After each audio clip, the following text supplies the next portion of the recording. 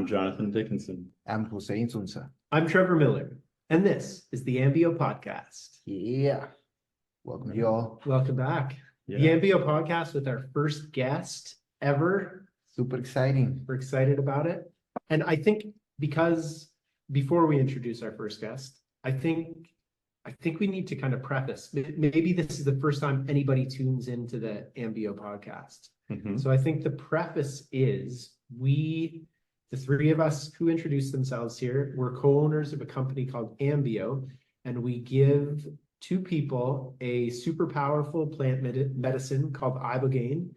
And it seems to work incredibly well to help people detox off opiates. But what we've learned and what we've experienced firsthand and what you're going to hear about today, it also works really well to treat veterans who are suffering from all that ails them after their many years of deploying. So that's the quick and dirty of it.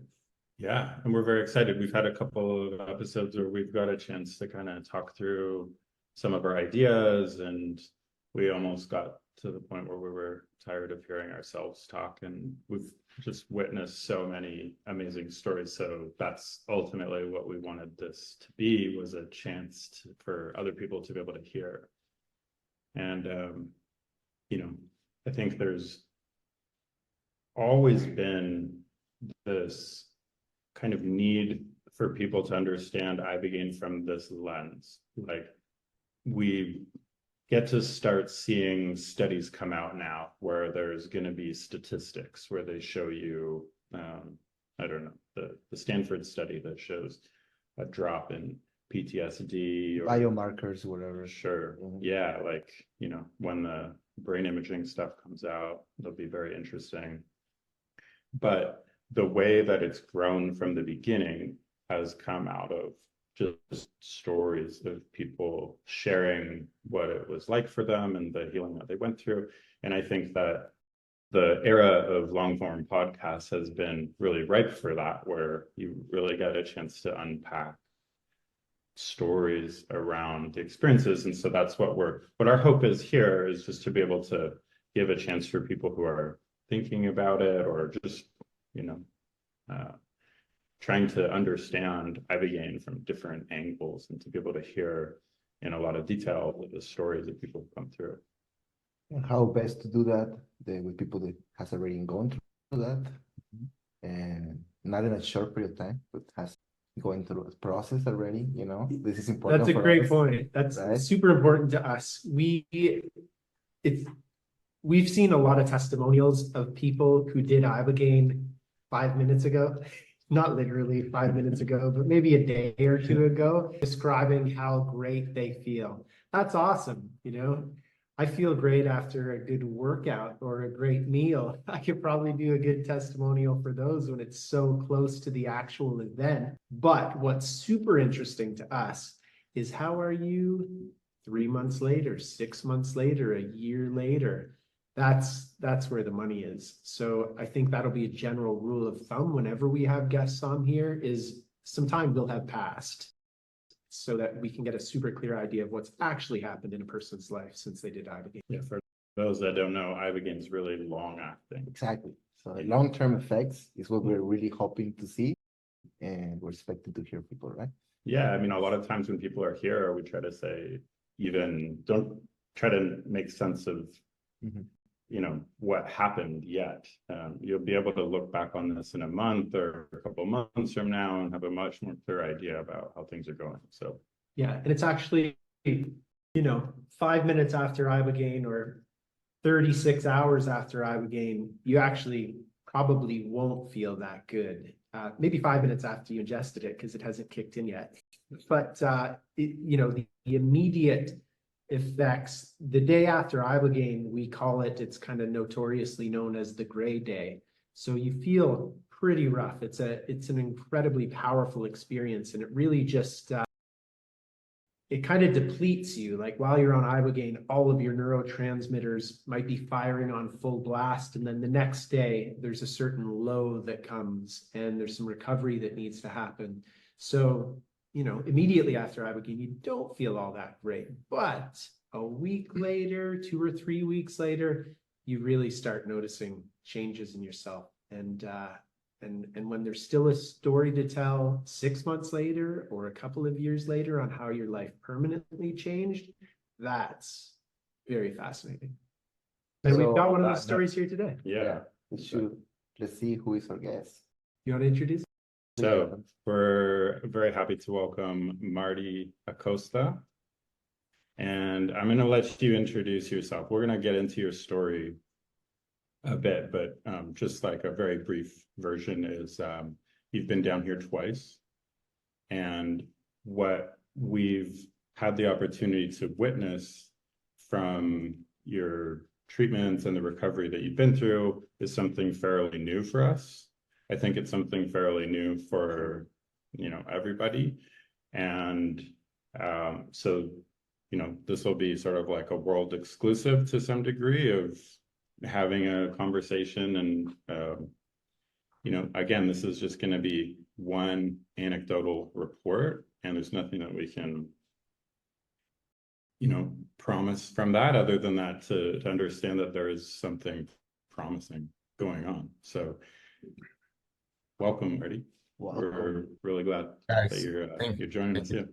Thank you so much for having me. It's been a while. I haven't seen a few of you guys. Trevor, it's been almost a year, but you guys look great. Thank you. Thank you. You look great. You look great, man. Like a different human being to the man that I first met. Where are you geographically? You live in Florida, is that right? Yeah, the Panhandle, the Destin, Florida area. Nice. And you have a family? I do. I have a beautiful wife, Katie, and two boys, 6 and 7, Ulrich and Elia. Right on. Beautiful. Well, let's kind of just quickly, can you give us in brackets your kind of your history while serving? I grew up in Chicago, so I joined out of Chicago. I joined the Army at the age of 21. I left, and then early in my career, I got the opportunity to try out for Special Forces. So it was pretty much right after I graduated basic training. I got to try out, made it, and then I pretty much spent the last 10 years of my career in Special Forces. That kind of led to a career-ending incident in Afghanistan, which led to a lot of struggles in life, and which eventually led me to finding you guys. Well, we'll get to that again, but do you mind describing life in Chicago? If you look back and see kind of a series of events that led you to, even joining the military, how does that story go?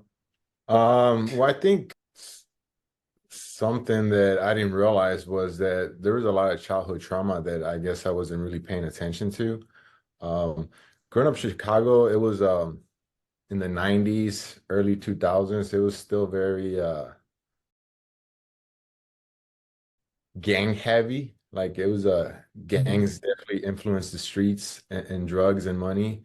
So it was a lot of that struggle growing up. It just You saw that where you were growing up? actually just opened up about this not so long ago that I actually was part of a gang. I actually did the whole thing. Wanted to fit in so bad that I ended up hanging out with the wrong people, and I went through the whole thing, initiation, where it's called jumping in, where they all beat you up for a certain amount of time, and you just take it, and at the end they just kind of welcome you into their brotherhood. And that was kind of how I got into gangs for a little bit, and then eventually How old were you when you were going in there? That was high school, early high school, freshman. Maybe I started hanging out with them 8th grade, and then by freshman year, definitely, I would say probably over 80% of my friends were somewhat involved in gangs. Wow. Cool. And then? So pretty much, so I did that, and then high school, part of life, I just like got really tall. I grew like 7 inches in high school, so ended up being tall, and so like sports and actually a cop in high school kind of approached me and persuaded me to to try out for the basketball team.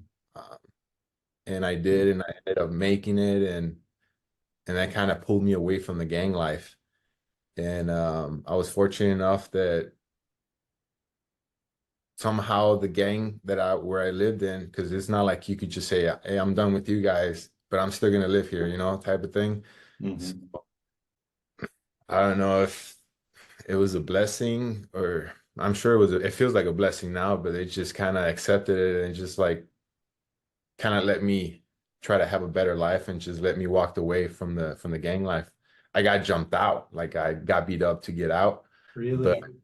I couldn't leave the area, so I was just kind of upfront about it. There was like literally a conversation one day where you went to some head of the gang and said, I want out to pursue basketball kind of thing. Kind of like that, but it wasn't as simple as that. It was kind of, at first it was kind of like, it was a question like, why do I want to leave? Like, they automatically start thinking the bad stuff. Like, are you gonna go run to the cops? Why do you want to leave us? Or, just kind of the bad stuff. And once I kind of explained, it took a while for me explaining it and for them to understand. And finally it was just kind of like, all right, we'll let you do it. You're gonna get beat up, essentially. I think it was worse. It was like double the time than jumping in. And and after that, I just kind of left me alone. And I still interacted with them like on a friendly level, like because I lived right next to one of the main houses. So it was like I couldn't move away, they're literally next door. And kind of basketball took me out of that life. And then after high school, I just wanted to get away even more. I felt some of that starting to come back. I tried college for a little bit and starting to make some money on my own. And, that old life was starting to come back where, these people my age, they weren't doing such good things. They had all the flashy watches, the cars, something that you just can't help but to feel somewhat envious, you want to have that. And I just figured the best way was just to leave completely. So that's when I kind of just joined the army and left Chicago. Wow. What was your home life like? Mother, father, brothers, sisters? My father was around very early in life. In the 90s, we kind of moved around a lot. We bounced around from Mexico to both of my parents are Mexican. So we kind of bounced around from the Durango state and in Chicago, just kind of back and forth. And it was because my dad was kind of not doing the right thing and doing some shady stuff. And eventually he pissed off the wrong people that we had to, essentially we were moving because people were trying to get us to get to my dad. And that was kind of just early in life. And I didn't really see my dad. And when I saw him, it was quick and he would just come in and out and disappear. And then eventually, like in 97, he left and never came back. And that's when life kind of got quiet because that's when my mom kind of took over. And it was at that time, it was just me. I had two younger brothers and my youngest sister was just born. So my dad never even met her. He left before she was even born. So yeah, it was hard. Like my mom had to work for the first time in her life. She was always dependent on my dad. And so it was like school and work. So she pretty much just woke up, breakfast, sent us off to school, and then made food for us when we got home from school. And we saw her later that evening. So, by like the age of second grade, we were walking to school and on our own. So when my dad passed away, my dad left in 97, and then in 2001, I got a phone call saying that he had passed away from alcohol and drug abuse, and just kind of passed away in the hospital with minimum family, just so it was pretty tragic. And but life was hard. because we actually had, or hard in the way that we had normal struggles now. It was just like all that craziness was gone, and our struggles was just how to survive daily. How are we gonna make a buck to kind of move to just for the day? So I started working at a very young age, like at that time in Chicago, I would either walk around the neighborhood, depending on the time of year, with the pushing a lawnmower, trying to cut people's grass, or like raking leaves in the fall, or in the winter was just shoveling snow. So I did that for a few years, and I think like in fifth grade, another story, another maybe guardian angel that just kind of came my way. I was a guy that lived in a neighborhood in the south side of Chicago.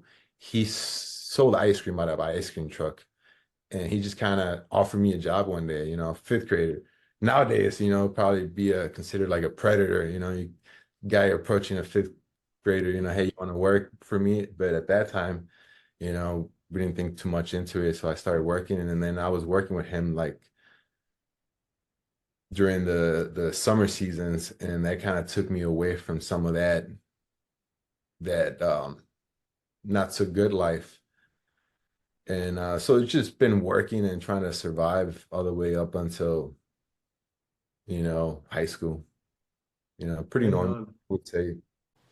How For you, man. I want to ask you, how was the relationship with your brothers and with the gangs at that time? Like, because it gives some flashbacks by my childhood too. And how was that relation with that? It was very distant. Like we weren't close. Like we were just like everybody had their own friends. Everybody just kind of went their own way. So it was yeah, we were a family, but now you asking that, it just brought some memories, and it wasn't really a family. We were just kind of doing our own thing. Cool. Thanks for sharing. So, the military, how did you, I like the nitty gritty, like how did you actually sign up? Did you walk into a recruiting office, and then how did it all unfold from there? I did. I did. I walked into a recruiting office and I said, "This is what I want to do." And they said, "Okay, just sign here. Go. We'll pick you up and drop you off." And it took a few months finally for me to fully commit. But once I fully committed, I think I was gone like in 2 months. And how that idea went into your head that you wanted to go into there? I've always wanted to get away and just, I don't know, movies. I've always like been a fan of Rambo. Like that's always been my go-to guy. You cannot know who he is. And just surprisingly, it was at that gang house next door where there was like a little get together, and guys were playing one of the shooting games. Couldn't remember which one. And I said, and just in my head, it clicked in my head, like, you know what? I'm just gonna stop all this nonsense and commit and go do this. And I just kind of walked out. And a few months later, I was in a recruiting office. Right on. And then you got picked up, like they literally send a car to pick you up? Yeah, the recruiter, yep, they got like government cars, and they go pick you up at your home. They make it so easy for you. I think at that time they just want you to join, so they make it so easy for you where they pick you up right at your front door, and then that's it.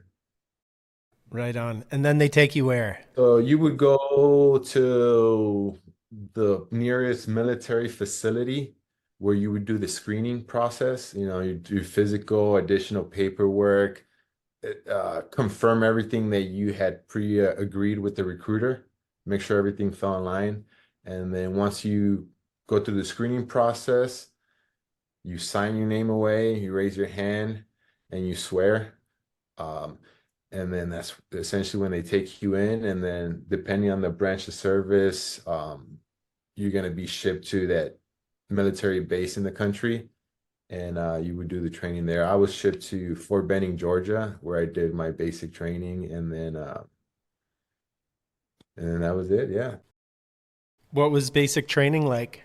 It was shock. It was shock. It was different. I'm from the south side of Chicago, so like I've never even went camping before then. And then just to go from living the life that I did to having somebody maybe a few years older than me just telling me what to do and just yelling in my face, telling me how I was like the scum of the earth and to not worry about it because they were gonna fix me up. Wow. Right on. Um, yeah, keep going. How did the military unfold? No, so I did that, and then during basic training, I had a lot of friends that were trying out for special forces. So I kind of, when I was about to graduate basic training and I got my orders to my first duty station. But before graduation, I was able to talk to the special forces recruiter, which that's how he saw my scores and everything. I qualified to go try out, and that's kind of when my career kind of changed. My military career, I went from what I was going to do, be an infantryman, to going to try out for special forces. So I went, did the tryouts, made it, and then for the next about 2 years, I was going through the whole training pipeline. And then once I graduated, I got my Green Beret, showed up to. Can you speak about the training pipeline for Green Berets? Let's see. So they kind of. So when I went through, it was language. Language is important. So I kind of went through 6 months of language training. So I learned a different language. I was trying to get by saying, hey, I already speak Spanish. They weren't having it. What did you learn? Pashto. It's a dialect it's in Afghanistan. Well, So I did that for 6 months. How did your Ashtu get? Like, how far did you get?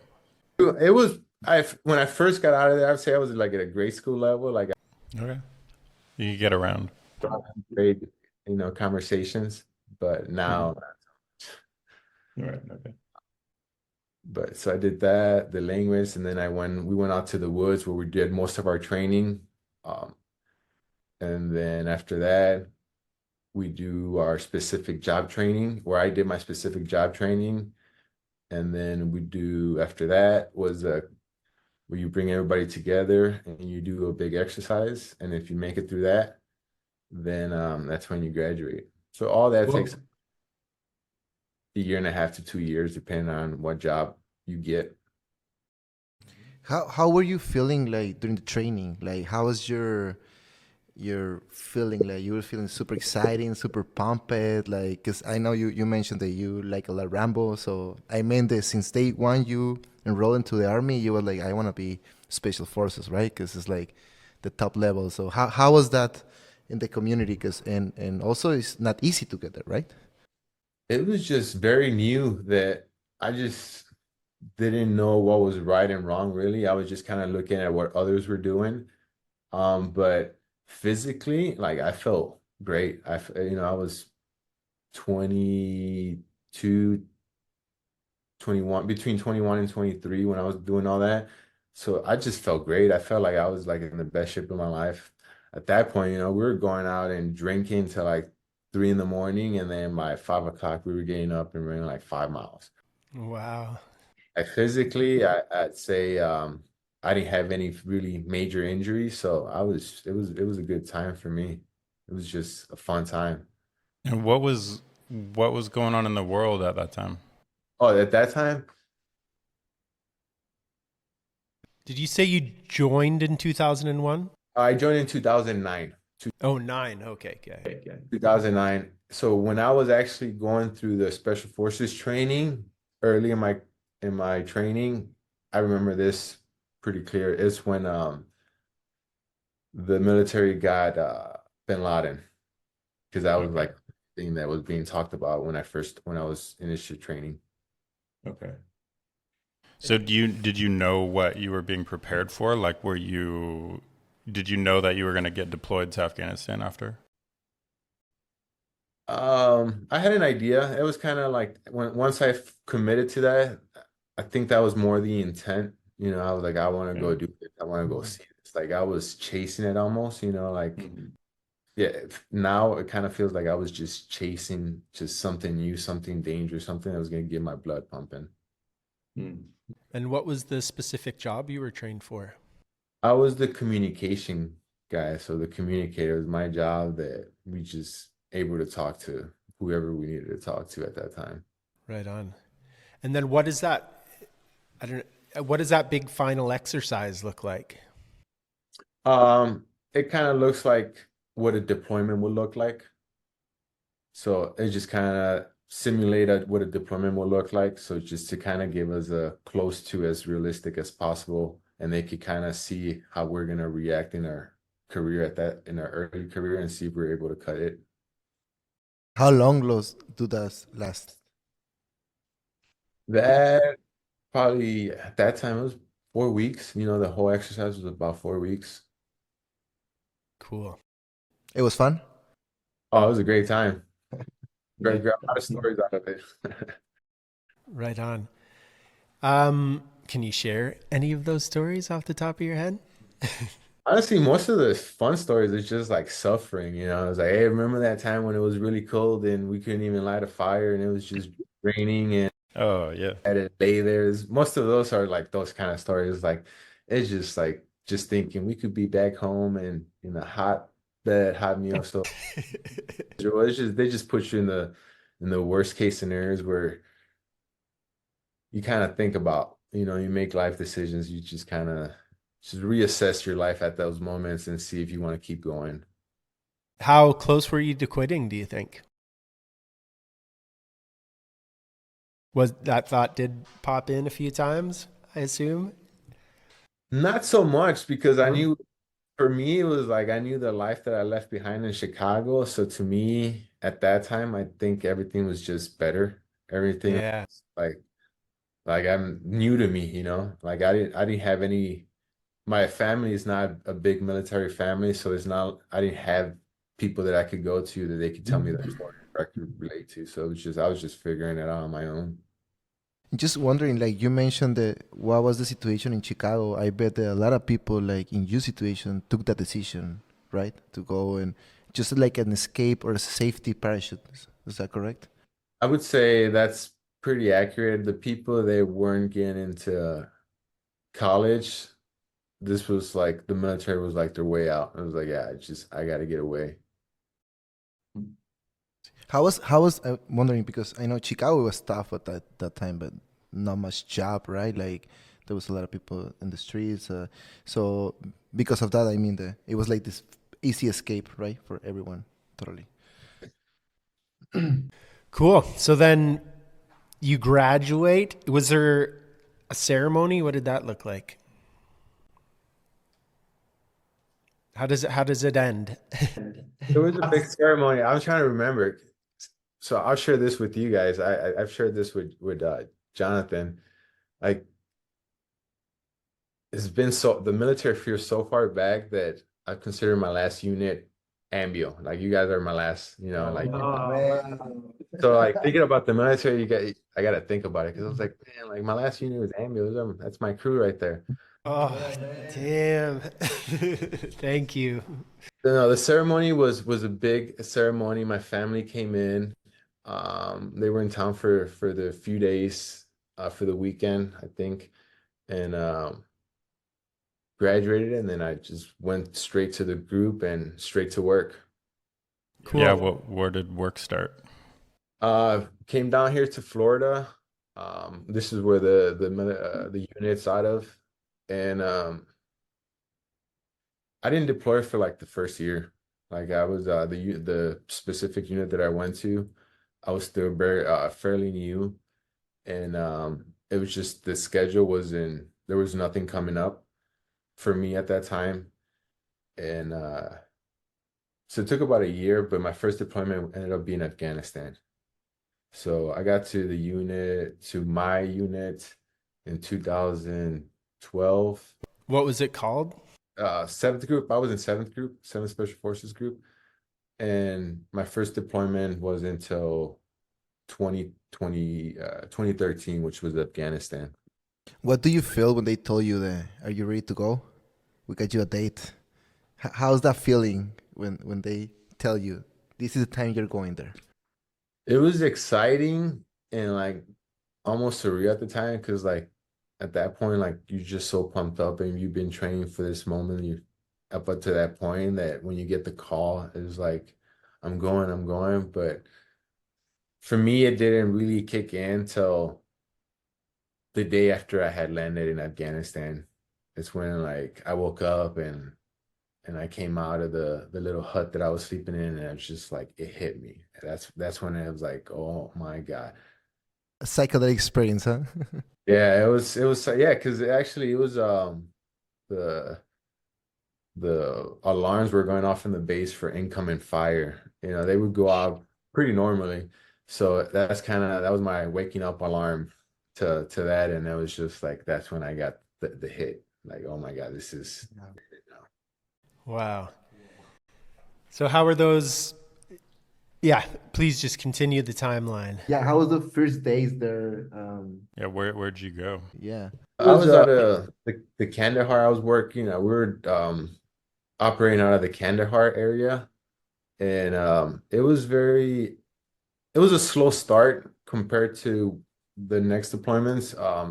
It probably took us like 2 months to actually go out on an op, and once we started going out, it was like every three days. You know, we were in and out. So it was just very intense. But at that time, mid-20s, you know, I was just loving it. I was just wanted to keep doing it. I just like something, just like the rush that you feel. So it was a pretty, once we started going out on ops, we were going out pretty frequent. And then the last month there, we got into a significant firefight, and I ended up taking a sniper round in the back of the helmet. We think it was a sniper round in the back of the helmet that knocked me out unconscious for a little bit. That incident, a lot of our partner force, when I say partner forces, we're working alongside with the Afghan commandos, their version of the Rangers, and they had taken a few casualties. Two of our interpreters had been shot. Wow. Can you explain that whole situation in a bit more detail? Where were you? How did that unfold? We were just, when it happened, we were holed up in a compound big enough to hold the group of people, the military group that I was with. And I want to say at that time, we would get random spurts of fire. Like people would just kind of shoot at us from different areas. Kind of felt like, you know, they were kind of testing us, see what we were capable of. And eventually that just kind of escalated to a firefight where we were getting attacked from all four directions, you know. We had people up on all four walls. And once the commandos and our interpreters got shot, their will to fight was slowly decreasing. So for a little bit, it just ended up being the Americans fighting. And during that is when I took one of the rounds. Thinking about it, it was weird. My captain was on my right side, and he was trying to tell me where they were shooting at us from, because I wasn't able to see him from the angle or from the position that I was in. And when I happened to turn to look at him and talk to him, it's kind of when the round struck the back of the helmet and just like knocked me off the little hut that I was on top of. And do you remember it at all? It didn't penetrate your helmet? No. So it wasn't, luckily, I don't know if it was just like the right time where I was turning, where it wasn't a direct impact, where it kind of like ricocheted right at the thing, where I had a battery pack in the back. So it just kind of just like the helmet just did what it was supposed to that day. It just gave me really bad TBI. Wow. Do you remember it? I remember I woke up and You were still there when you wake up? Yeah, it was quick. It was maybe Okay, 10, 20 seconds. Because I okay, woke quick up and concussion. the firefight was still going on. So I would Mm. kind of woke up, my buddy kind of checked me, make sure I wasn't bleeding or anything significant. And once he assessed me that I was good, I got back in the fight and we kept fighting. We eventually got some helicopters to come in and take the casualties. Um, so yeah, it was a long day. It was it was a long day. And that ended up being my last mission that day I got back. Um, I didn't choose to get medevac with the other injured guys. Finished out the mission, got back the following day. We were starting to pack because the new team was coming in, where the new team was already in. So we were already kind of packing, prepping to come back to the States. And then I just remember I was like feeling very, very sick. Like it was weird. Like I've never felt like that before. It was like I just remember it's just new sort of sensation, and I was able to make it to my medic, and I told him I wasn't feeling good. And then from what they told me, I kind of just like passed out, and then they rushed me to the hospital on base and ran all these tests, and then found out it was just really bad concussion, TBI, from the round being struck when the rounds. So when you're saying TBI, did you feel different after? Like after you woke up and in I don't know, the next couple of weeks or months? Foggy. I want the best way I could try. It was like a fog. It felt like there was like a fog, like I couldn't fully be myself. I don't know. It was weird. Did you kind of knew that came out of that incident? I didn't know that. I just knew that I felt weird after that incident, and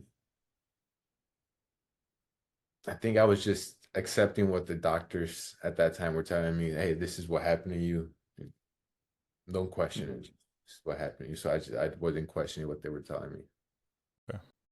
I'm really glad the helmet worked that day, brother. Um, yeah, and then how did things progress from there? Did you take some time off? Where did you fly back? You flew immediately back into the States from there? So 2 weeks after that, my team got me back on the first flight. So 2 weeks after that, I was back in the States, and this was 2014, April. I want to say April 2014. So I came back to the States and did some more training, and I was back in Afghanistan 6 months later. So I think I came back in April, and then by October I was back over there for the second round. And both the first trip we lost two guys. It was in my team specifically, my company. We lost two guys like 2 days apart from each other. Like um and the second trip we lost another guy from the company. And we saw I saw combat, but it wasn't as heavy as the first one. It was during the drawback. At that time, they were closing a lot of stuff down in Afghanistan. I was in 2014 going into 2015. And then so I came back from that deployment. Can you describe if there's probably not anything close to a typical day to day, but maybe on some level there's a typical day to day, if you could kind of encapsulate what the job was like while you were there? On a day there's no operations. You typically wake up, or my day would be I will wake up, work out, go check the computer, eat, see what's the do outs for the day. If we have to prep for something coming up or whatever, and then pretty much a lot of time is spent behind the computer, just analyzing reports, talking to other people, and then in between that you find probably another time to work out and eat again, and then you sleep and you do it all over again. And then for days that we were out on operations, usually we'll be wake up at nighttime, leave at nighttime, operate the whole day, and then come back at nighttime. And so that would kind of be the cycle. How will you manage your time off there inside the base? You really don't, You honestly. At that point, they just like, you can't sleep, here's Ambien. They just give you Ambien for everything. I'm like, oh, you're off cycle, here's Ambien. So at that point, I think we were just popping Ambien like daily. Wow. Let's touch on that. Obviously whatever the military is doing overall is not serving you guys in the long run. What are some of those things looking back now that, probably added to the shit show that became your life after retirement? I would say all the medication they pump into you, the shots. I get it. Some of it is safe, like you have to take certain things to go to certain places, but overall that's, it might be good for you at that time, but long term, nah, like doxycycline, man, that's not good. And that's like the first thing they give you before you leave. Hey, don't leave without your doxy. Take them the first 30 days. Or you That's won't get. for malaria, right? Mm-hmm. Yeah. And Is that the nightmare causing one? I've heard like I've got Yeah. my nightmares that you just don't take it. You just rather you get to a point that, you go to some of these countries and I'd rather roll the dice. And What are the symptoms like when you take it?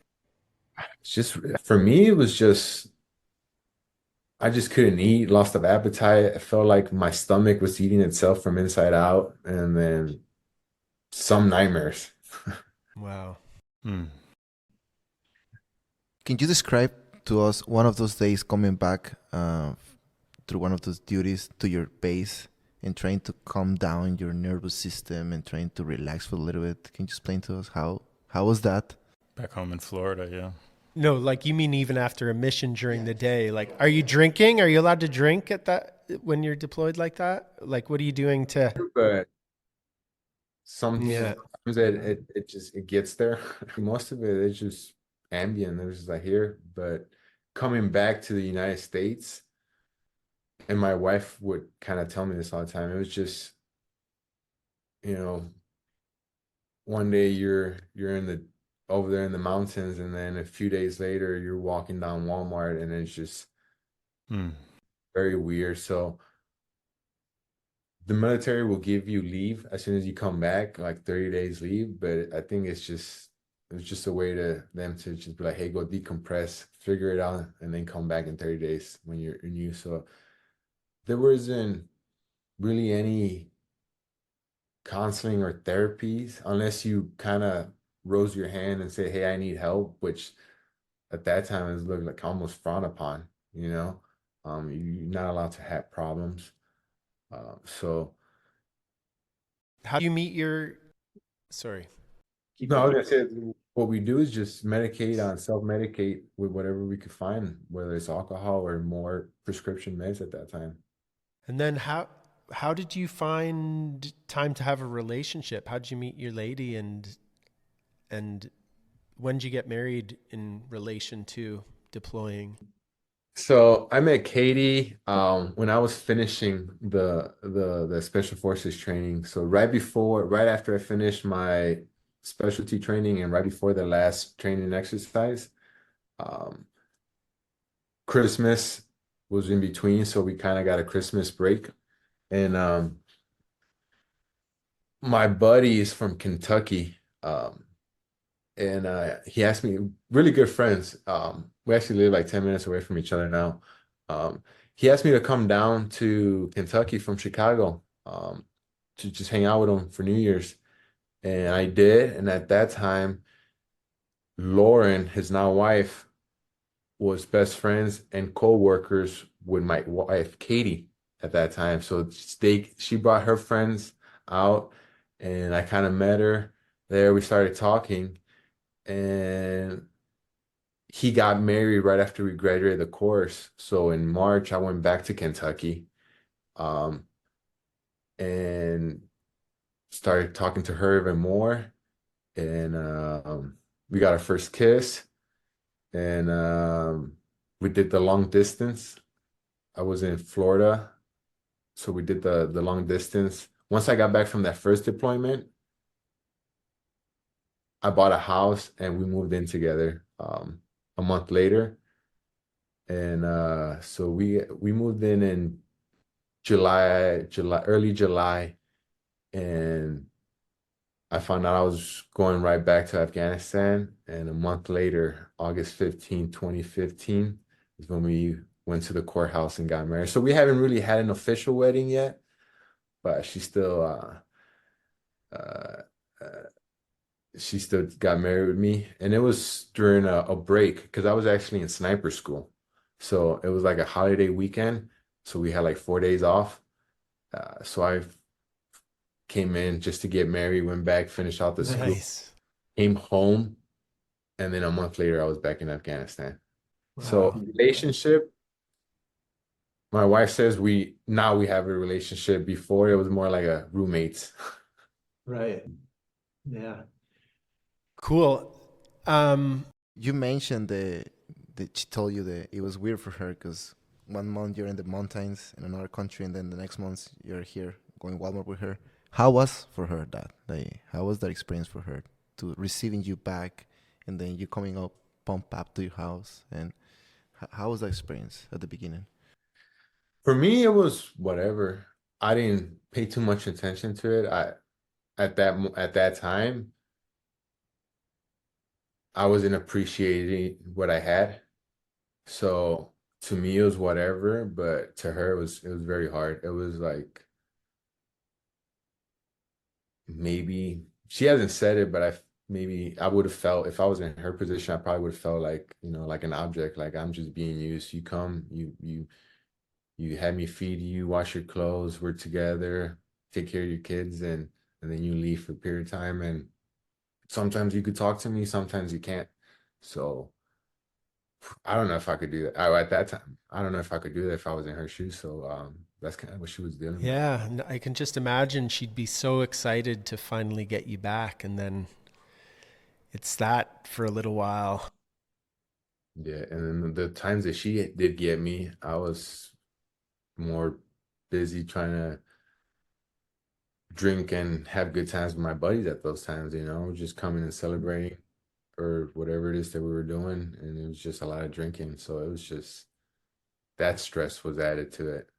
Yeah. Totally, yeah. Well, congrats to her and you, of course, but to her for making it through and seeing these brighter days. No, she's awesome. Awesome. So, how could you please describe any lead up to and then describe the event that ended your career? After that second deployment, I did a couple more. Um, and then in 2020, January 2020, right after the new year, we deployed back to Afghanistan. And not even 30 days in, I think it was like day 28, something like that, we got into a really bad incident during one of our ops. We were out. We were in this area. We were in the east of Afghanistan, and we were in the district center, talking to the area governor. They were getting attacked by Taliban pretty constant and significantly, and we wanted to go see what we could do and see if we get information for other bad guys at the same time. So we went in. We had a meeting with the governor. It went well. And then right before we were getting ready to get picked up by the helicopters and go back to our base, one of the Afghan commandos left his machine gun unsecure. This is what I was told, and then it was some of the reports that I read after the fact.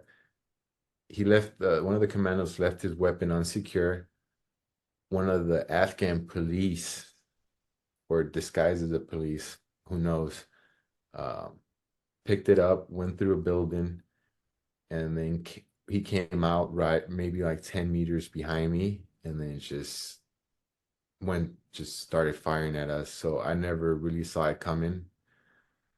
Um, so he shot me. He shot me along with my other buddies. Uh, kind of, I fell. I remember trying to take a step forward, and I couldn't. So I kind of fell forward. I fell on top of one of my other buddies, and within seconds, he opened up another round of firing, and I felt get shot a couple more times. I saw my buddy get shot. I saw my buddy lose his life. Um, and then that after that second round of firing, it's kind of where I just couldn't move anymore. The only thing, I was just gassing. I knew I was hit, and I knew something was happening because I felt a lot of parts of my body just starting to go cold and numb.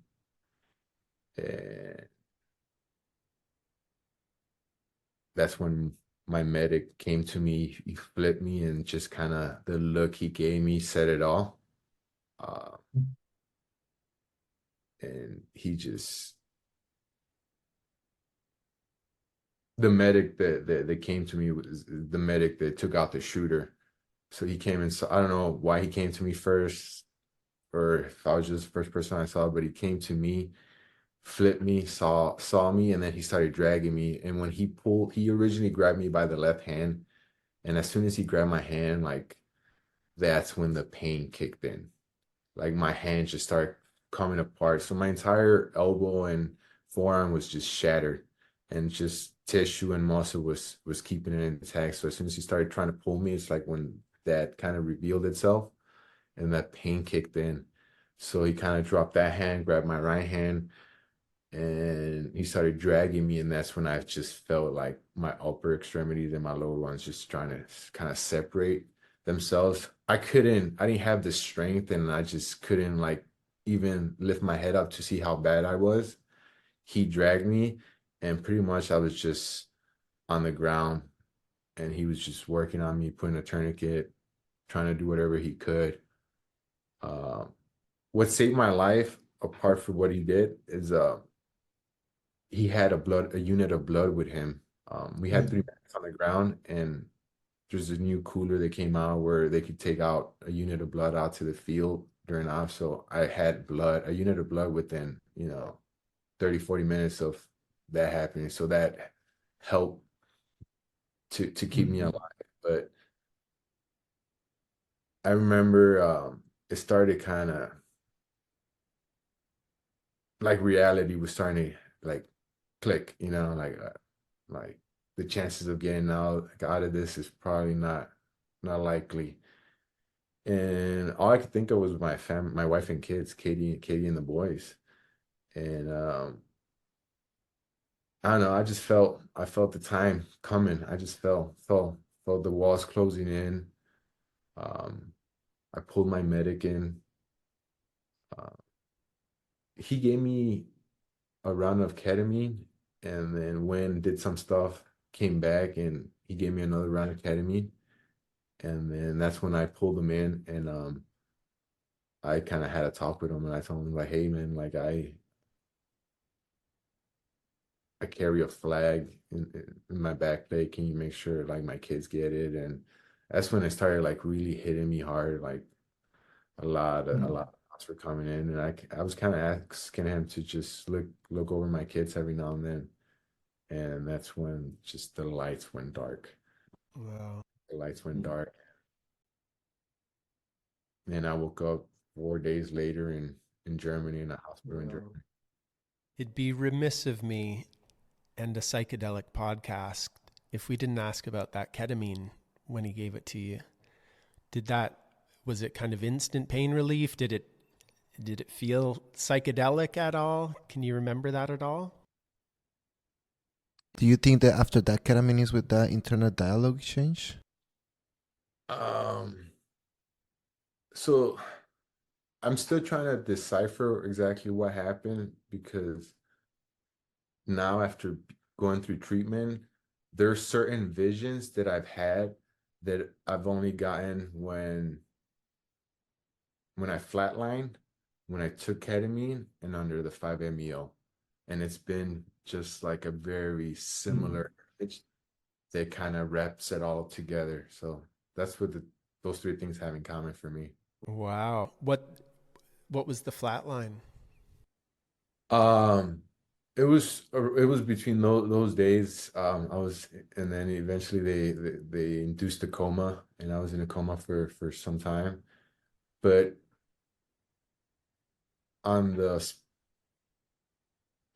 spiritual side, I guess we'd call it, for a long time, uh, all I could remember was just as soon as when I say the lights went dark, the lights went dark, and it was just like I ended up in this place where it was new to me, it was scary, and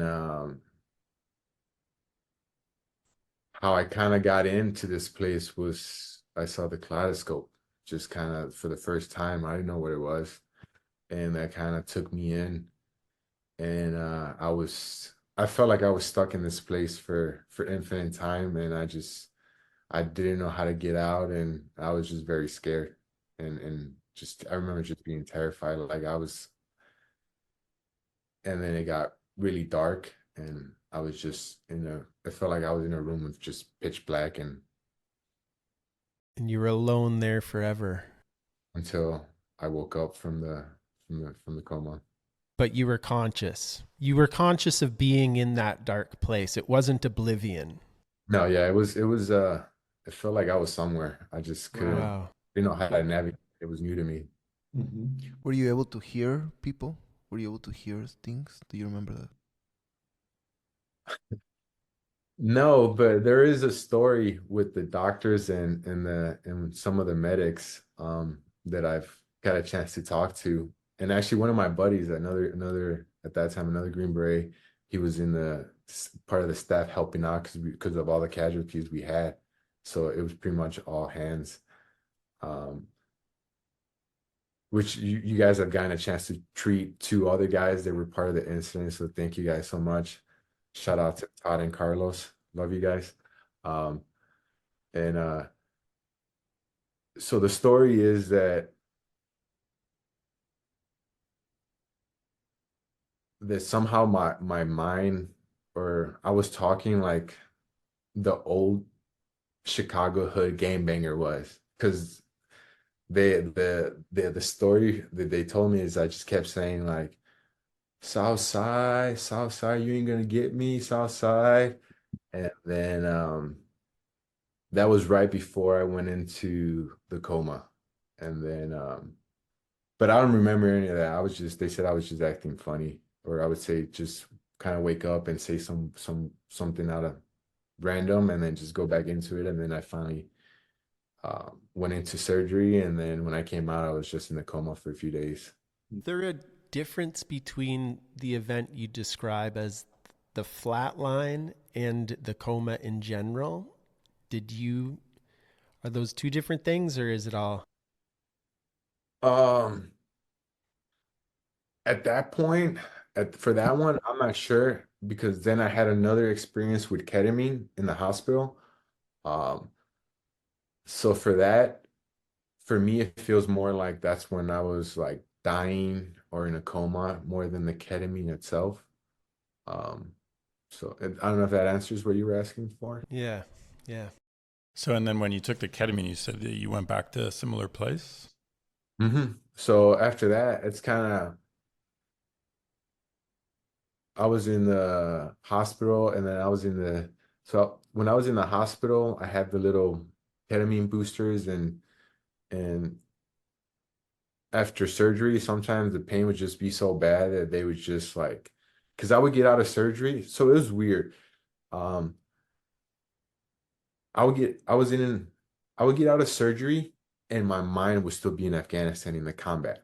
Like I would get out of surgery, and then my mind was just go straight to combat. And it would take them a while to bring me back. My wife was actually the one that was like telling them, hey, you guys got to ease them back. And it was like after every surgery, for like the first 10 surgeries, it was just reliving that trauma again. And then I don't know if I'm assuming the ketamine dose was increasing, because I remember just those ketamine pushes, like when they would come, after hearing you guys talk, it almost feels like it was a flood dose, because I remember as soon as they would push it, like I remember just the tingling sensation and my body just went like, and that's when I saw like the kind of the kaleidoscope again. And I was like, oh shit, am I dying? Am I dying again? And that was kind of how my experience with the ketamine was. Cool. So sort of, those were even though the first one was dark and the ketamine was like a kaleidoscope, but the common thread was feeling like you were out of your body and like absorbed in this other kind of, yeah, okay. Yeah, but I didn't really like see, I wasn't seeing the room. It was just like out of my body into another space. It was like, Yeah. And then it sounds as though that might have had a negative spin on it, like, am I dying? Am I dying? And being worried about that. Would you say that when you did the 5-MeO that you had that same negative spin, or was it, a similar signature to the event, but a different spin on it? Or what? Well, the first time I did it with you guys, the first dose of 5, yeah, it took me back to that place where I freaked out. I thought it took me back to that place, and the same thing, I was like, I couldn't let go. It was like the initial, it just shot me back to that place, and I remember it, like it brought back all these memories. Like, oh my God, I've been here before. But now, because of the coaching and everything that you guys helped me to prepare for, I was able to navigate that space. And after the second dose, it's when I felt I had my ego death and I was able to love myself. Wow. Where did you go after the ego death? So what I remember is the first dose, I went back to the place and I was really scared, freaking out. I remember just feeling full of anxiety. For me, I call it turbulence, because it feels like I was in a plane and my body was just kind of shaking, and just once I took the second dose, I kind of felt that initially, and then all of a sudden, when people say there's light at the end of the tunnel, I felt like I was reaching that light. And once I broke through that light is when I felt like I was back in that space, but it was much more prettier, much more beautiful, much more loving, and emotion that I didn't know I was capable of just flooded my body and my spirit, and I felt every emotion possible. Like everything was like at a 10 plus, happiness 10 plus, sadness 10 plus, but at the end of even the anger part, at the end of it, it was just like, it's all right, dude. Just hug it out. And like I talked to it was like, it felt like it looked like another version of myself, but it was like brighter. And we had a conversation, and but I couldn't really, like, it wasn't like verbal. It was like we were like staring at each other, but we were just like reading each other's mind, going back and forth. And when I came out of that, I remember it was just like life was better, because even up to that point, I didn't think it was working for me. I thought I was still that guy that was like, yep, I'm the guy that it's not gonna work for. And the second dose of 5-MeO is when I felt like I had my turning point, and I was like, yes. Wow. Would you say, when you talk about ego death, would you equate ego death with the death of fear? Like, is that what dies in an ego death, would you say? Because Control. it sounds terrifying, Control. right? Control. Like that's control. Nice. Control.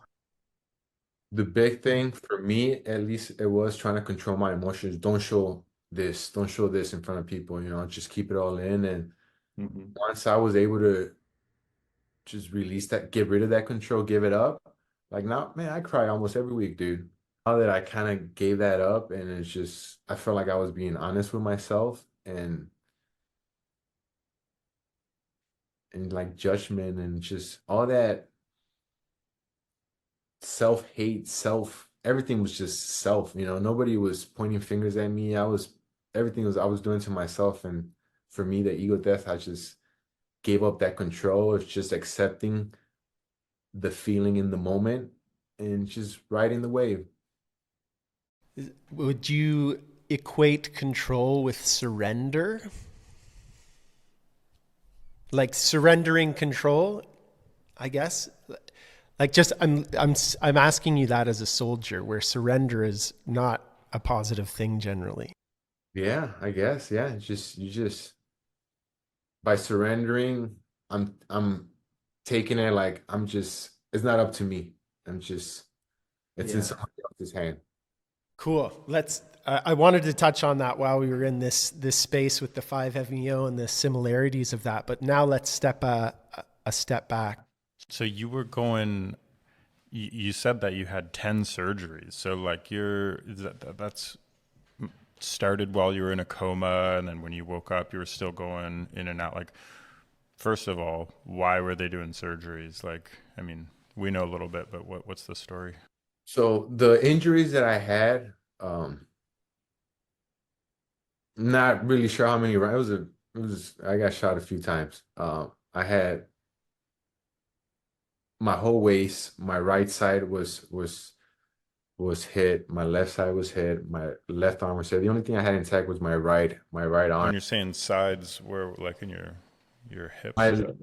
My left hip, Mhm. I suffered a shattered femur and severed, my sciatic nerve was just completely just cut off, severed. Mhm. And so most of my injuries were just nerve damage and bone trauma. I had some fragments of a round get stuck in my bladder, which caused some issues, but they couldn't figure out, the doctors couldn't figure out I had internal bleeding, and they couldn't figure out where it was coming from. So they ended up doing the whole thing where they open you up and take all your insides out and put you in like in a little bubble till they figure it out. So I was like that for a few days in the beginning, and then I was stable enough to get to Germany. And when I was in Germany, it wasn't looking good. Like I wasn't gonna make it. So they were trying to get my wife to Germany, trying to get her over there to say her goodbyes. After one of the surgeries, I hit a breaking point. And when I got to the stateside, the surgeries that they were doing initially was just wash out, just going in and washing all that stuff out.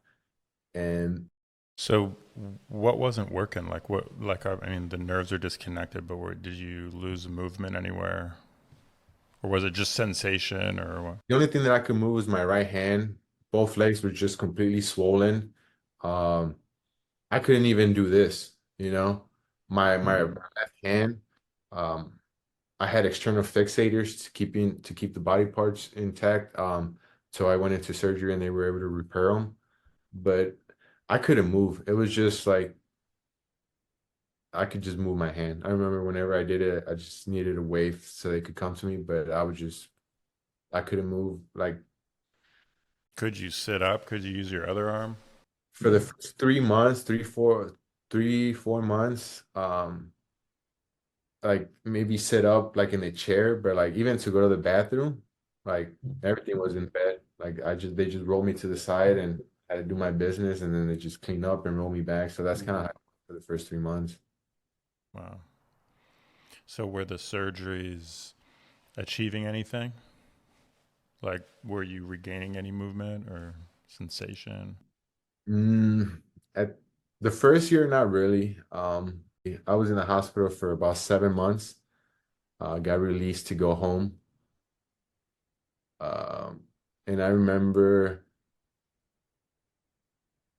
my nerve, it took them like 2 months to know that it was severed. Like they didn't even know it was severed. And the way that it was found, they couldn't figure out why my sensation feeling in that foot was non-existent.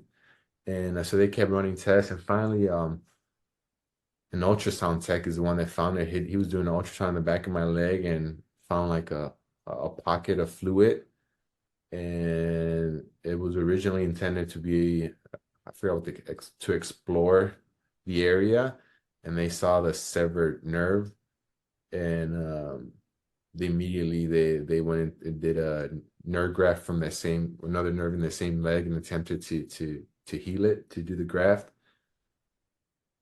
And even after that, that's all they've done. That's the only thing they've done for my nerve, and this was in April of 2020. And when I left that hospital, the doctor said, we're not going to let you amputate, because I wanted to cut it off and try to get back in a position to go back to Afghanistan. The doctor told me they would give me like 3 years before they give me the choice to amputate or keep it. And another doctor told me if I don't get any sensation in 2 years, I just accept that I'm never getting my leg back.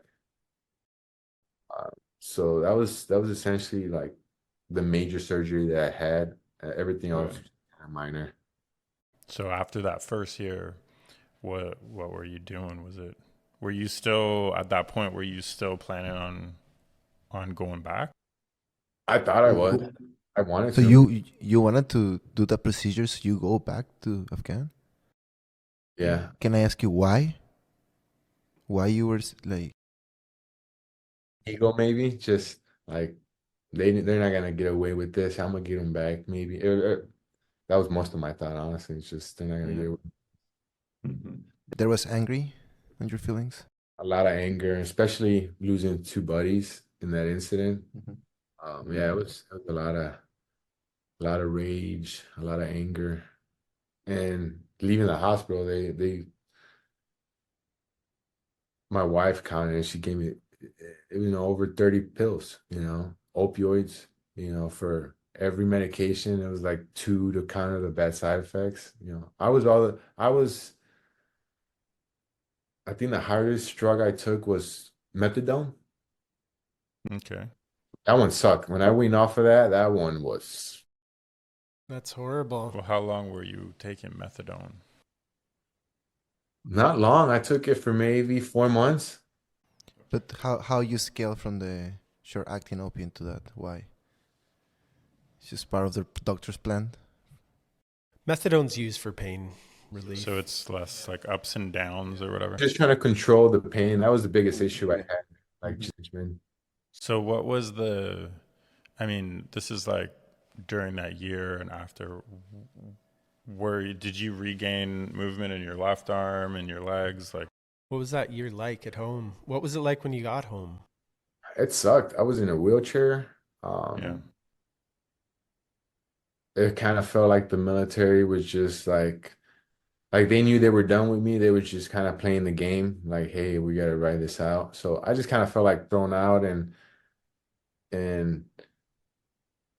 I got feeling in my hand back, or like movement in my head back, my right leg. But my left leg was just still just wasn't really there. Eventually I got out of the wheelchair and I got to like the forearm crutches, and I did that for about a year. And after the year, I got a robotic leg brace that essentially would do all the work for me. So I did that for probably, I'm not sure, close to a year. And then Was they were obviously trying to treat the pain. So what was the pain like? Like was it centered anywhere? Like, oh my God, it was like it felt like from the sole of the foot all the way out the back of the thigh. It was just like, the best way I could describe it is just, it felt like somebody was carving my leg inside out with like a knife, just carving. And the pain was there all the time. It was, I just learned to live with it. I mean, I was taking all the nerve medication, gabapentin, whatever they were giving me at the time, and after a while, it just wasn't working. I felt the medication wasn't working. I was like, why am I still taking all these meds and the pain's still there? Like, and there was really no plan to get me off the medication at that point. It was just like rotating. This doesn't work, go back to this. This stopped working, go back to this. So it was just like they had like the same meds that just kept rotating. But as far as the pain, it was just miserable. The cold, I couldn't do the cold. Um, you could just touch it and it would just spiral into a whole pain crisis. Like my kids couldn't even, they knew not to be on my left side because if they bumped me, I would just start screaming at everybody. So it was, now thinking about it, man, it's been a long time since I thought about this. Now thinking about it, it wasn't very manageable thinking about it. No, yeah. How did you decide to come off the meds, and then how did that happen? How did you do that? Well, funny yes, it wasn't by choice.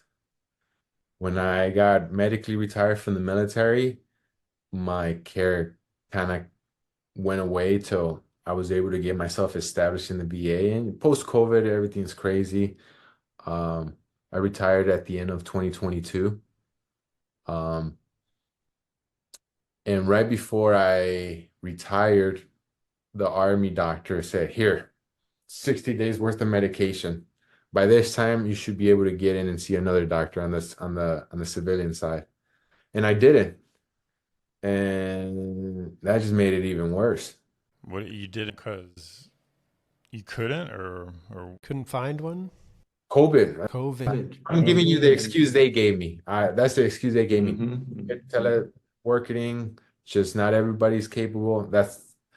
I don't know if that's the real thing, but that's the answer that I was giving.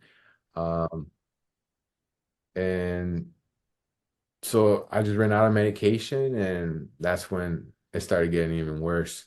I think at that time, the worst med that I was on was that I feel that I needed it to survive was amitriptyline. I felt like if I didn't have that, like I was gonna die. That's where it like kind of just chilled me out. what is that? What is that? Yeah, what's the other name for amitriptyline? Antipsychotic, antidepressant, tricycle, antidepressant. Yeah. That one, once we really noticed everything to go really bad. Once I ran out of that medication specifically, everything was just got darker, darker, darker, darker, and Psychologically, with the pain or what? now I call it zombie mode because I was there physically, but not emotionally and spiritually. Like I just wake up, she gave me what to eat, she gave me this. I was like a third child, and my will to live was just decreasing. It was just like, Yeah, that's part of the detox of that medications. Is super tough to drop it off. Did you know that's what was going on at the time? You knew it was withdrawals from the shit that you were on, or you just went through, oh man, that hurts. I was just I really like I had the support of like friends and family, but like medical professionals, not so much. Um, and I was able to get back into the to see to a doctor, and what they do, they gave me more of that medication. So that put me back on. And then it kind of got better, but not really. Like I was already in that dark place. Uh I got to a point where I came real close to committing suicide. I had the gun in front of me. My wife was in the room. She ran out. Kids were in the other room, and that's kind of when it got really dark for me. And my wife has been a believer in this whole time, and she was like, kind of just like whispering in my ear, "Hey, look into this, look into this." And after that incident, now I know this when she was really considering leaving me. But because of what had happened to me, I think that not in a good way, but it kind of played into my favor a little bit because my wife, like in my house, like she's not gonna leave me. I was like, what are they gonna call her if she leaves a guy that just went through all this? You know, what are they gonna call her? And I was just like, yeah, it was very dark, and it got to a point that I poked her too many times, and she put this on the table. How did it initially come up, and what did she say? Um, he told me to watch a podcast, Sean Yeah, Ryan. yeah. Nice. Which one was it? The one with him and his wife? When you were on it, when you were on it, Cool. and she saw that one, and then which made her see other ones, and she could kind of relate to some of the stuff that was being talked. And she reached out to vets. We did the whole process, but because of my situation, she was like, "I'm getting you in there now," and we didn't know at the time. She started a conversation with you, Trevor, and and that's how we started our communications. And then I started doing the coaching a little bit, and even like 2 days before I was supposed to fly down there, we had a huge blowout where I told her, I was like, you know what, I'm done. Like, take all the money. You have custody of the kids. You better call Ambio, get your money back. Cause like I'm getting my truck and I'm leaving and you never see me again. And she held out. She held out for 2 days, put me on a plane, and I went to see you guys early in May. What was that like? Getting on the plane to come take a psychedelic in a foreign country. I didn't know Yeah. much about it. I didn't know much about it. Um, I knew that if I didn't do this, my wife was gonna leave me. I knew that this was my last hope. Like everything that I had prayed for, everything that we had prayed for, this was put in front of us, and essentially this was my last. Like I felt like if this wasn't gonna fix me, I wasn't going back home. And going down there, it was just I didn't know anything. Like I didn't have any friends that had been through it. I had started talking to some people that kind of helped me through the process, but I didn't have any close friends that I could take their word for it. So it was scary at first, and I just felt that it just wasn't gonna work. It was gonna be a waste of time. What was the condition of your leg at that point? Mobility wise, pain wise, how were you getting around? Pain was the same, and then I had the robotic brace that was walking for me, and so that's what that was my moving around situation. Cool. So you got on a plane, you met at the pickup point. What happened from there on? Um, yeah, kind of met the other guys from the group. Everybody's kind of very standoffish, it's just everybody's dealing with their own stuff. Um, Four other guys in your group? Four other guys, that's correct. Yeah. The whole time I'm just hoping and praying it works. I'm like, please. But at the same time, like I'm telling myself this is not gonna work. So I don't know what's going on. Maybe two mouses were spinning the wheel in different directions. I don't know. The angel and the devil on the shoulders. Yeah. The duality. Yeah. And it was just a struggle, even just to make it down there. I think I remember when I first met you, Trevor, like I shook your hand and I said sorry. He's like, yeah, you're a big clammy, huh? And I was like, I showed up like looking like I was going through detox, just the shakes, sweats, the cold chills. Like it was rough. hmm So you arrive at the facility. How did it unfold from there? So everybody, it was awesome, very welcoming. Um, we talked, and then I guess the first checkpoint was the Temazcal. The traditional Mexican sweat lodge. Yes. Ometeo. Yeah, it was very, very opening. I felt some sort of detox from it. It felt great. that gave me a little bit of hope. Like, oh, like I feel different, like the time in there, like the shakes were gone. Like I was just in the moment. So that kind of gave me a little bit of hope. Um,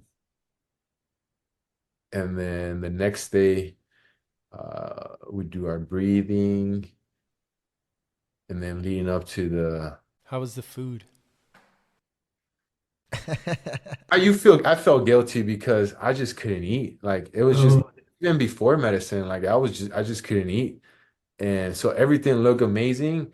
And it's just like the little bites that I had tasted phenomenal. But it was a lot of guilt, like, oh my God, it's amazing food for ways. Um, but yeah, so that and then the fire ceremony was very safe. Felt very safe. Um, for me, it went from this is a facility to, hey, this is our home and we want to bring you into part of our family type feeling. That's what I got out of it. That's what the fire ceremony kind of gave me. And so that definitely gave me a lot more peace going into it. And I think after the second capsule, I was like, I gotta go upstairs. I am feeling it. I'm feeling something at least. And I just, and then I went upstairs. I remember I was the first one. And What's that room like? the initial sensation like something's happening. What describe the room and that what you said's better, but how's the room? Um,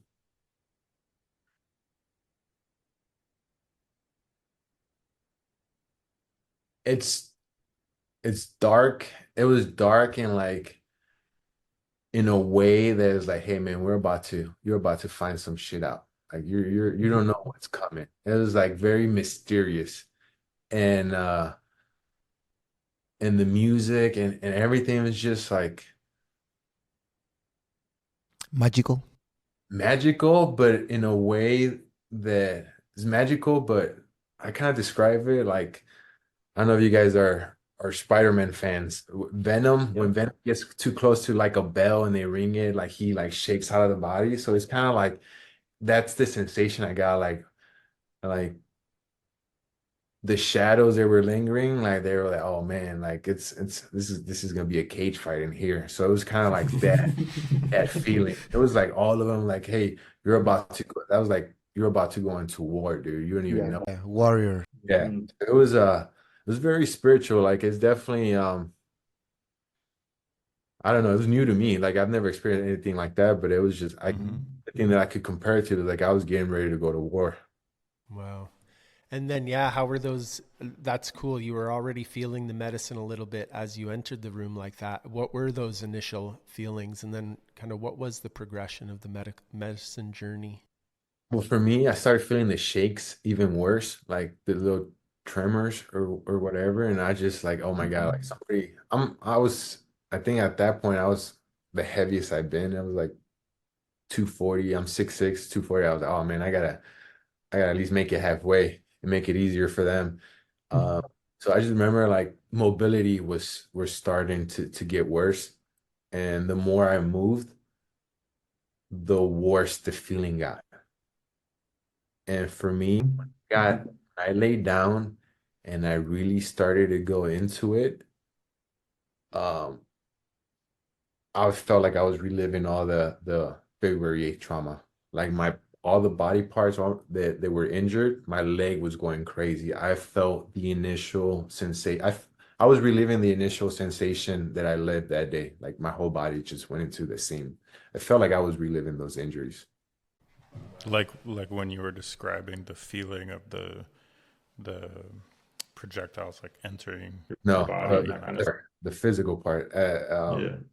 With that, Ibogaine for me wasn't as much. In the beginning, it wasn't as much like spiritual and stuff. It was very physical for me. It Yeah. literally felt like like I was getting jumped in again, like cars and trains were just running me over physically. It was physically. Was it psychologically taking you back to the same spot, or do you felt you had a little distance between it and the actual event, or The pain. I felt the pain was taking me back to those memories, just reliving those pains again.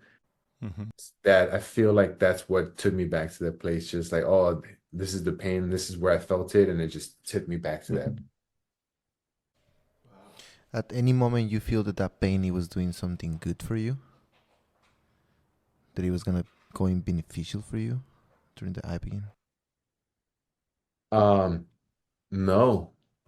I felt like, man, like I felt like, man, I thought you're not supposed to kick somebody when they're down already.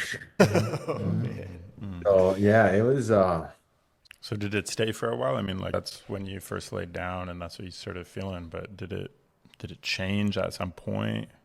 It was like that all night. I couldn't sleep and like I had to get up and use the restroom and that just like reactivated it. So for me, staying still and not moving was like the best move. Like so, and then just closing my eyes, opening my eyes, like I felt like the brain was just going nonstop. It wasn't like no matter what I did, I wasn't gonna get any rest. And then leading up to the next day, it just kept going. It just didn't stop. Like I just remember making it to my room and I was just leave me alone. I think I had a few teas maybe, and tried a smoothie, but I wasn't having it. I was just leave me alone. I was like, I thought this is where I'm gonna die. what else? No, wow. What else was going on psychologically while you were experiencing that pain? Was it just living in the pain, or did you have visions? Did you hear anything like that?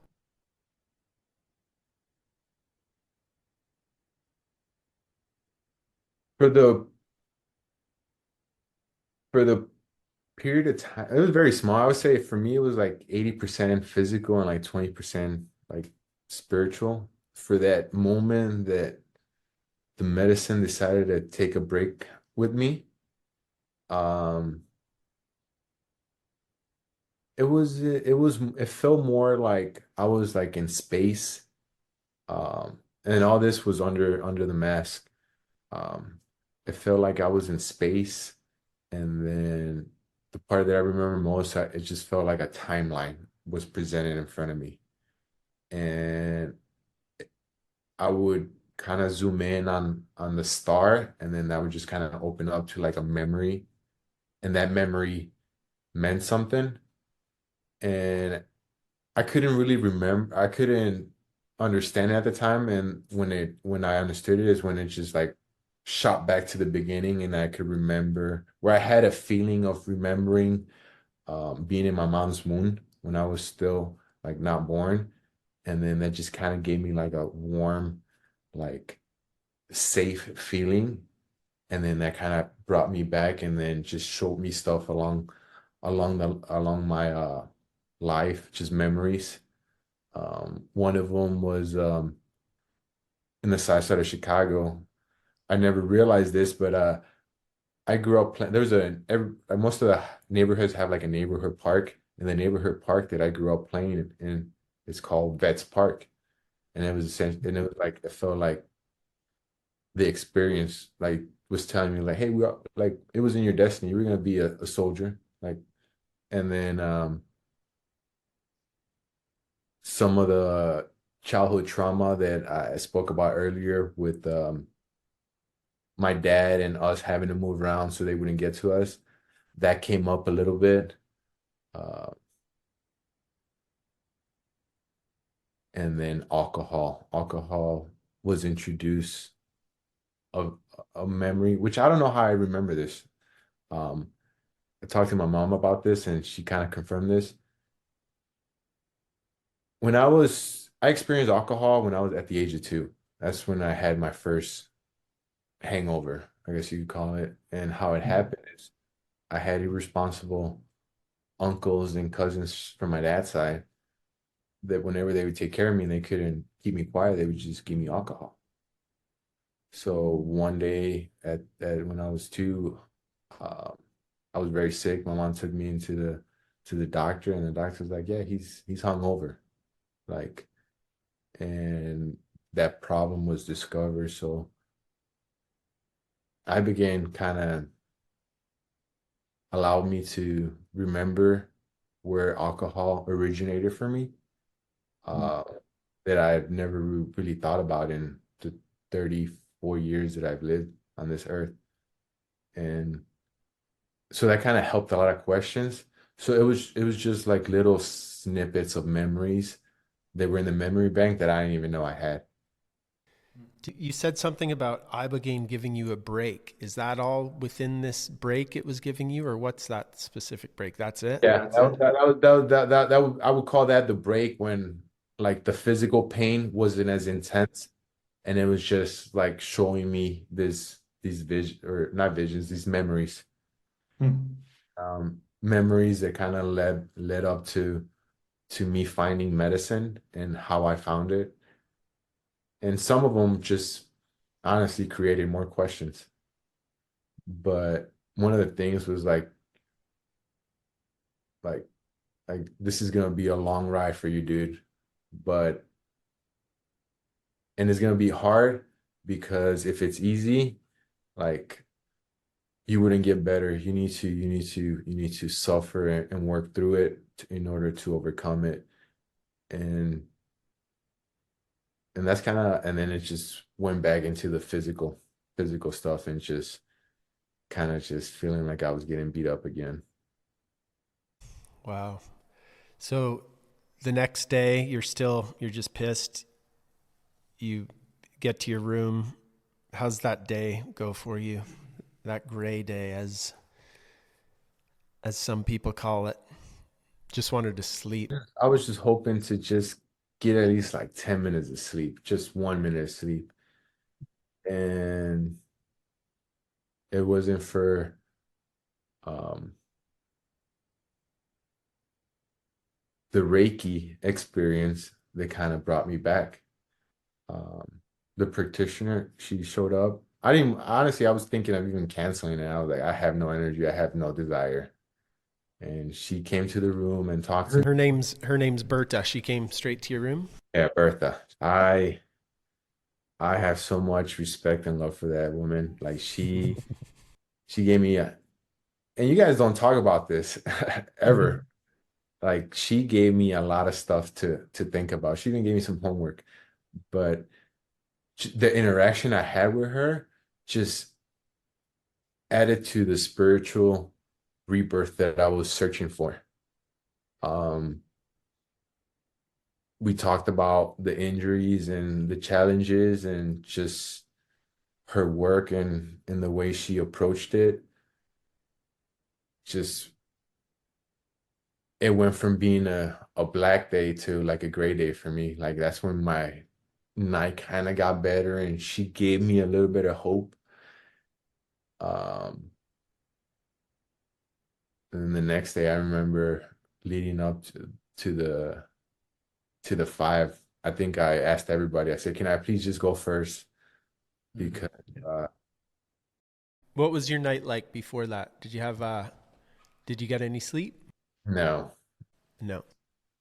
just pain, just pain and nausea. Mm-hmm. Pain and nausea. And I can't remember who told me. It might have been you, Trevor. You just said, you just got to hold on to the 5. He's like, you'll be all right. He's like, we'll bring you back. And that kind of stuck with me. And I was just like, just make it to the 5. And when that time came, I remember I volunteered. I was like, please let me go first. Like, I'm just so over this. Like, I need to just end it. Like, please let me go. And that's when I went up. And when I came down, I felt like it was all worth it. It was just, everything made sense up to Wow. that point. Wow. Can you describe, we've already described a bit, but you come up, you take a pull from a vaporizer, there's a countdown from 10 and then As soon as it was like release or let go, I just remember as soon as I exhaled, like I just shot up, went through the kaleidoscope, and then I went into that space that I felt I was previously in. Hmm. I was able to manage it a little bit better, like the breathing. At some point, I think somebody came up to my left side and touched me and just kind of put their hand on me, and that just kind of helped me get grounded. And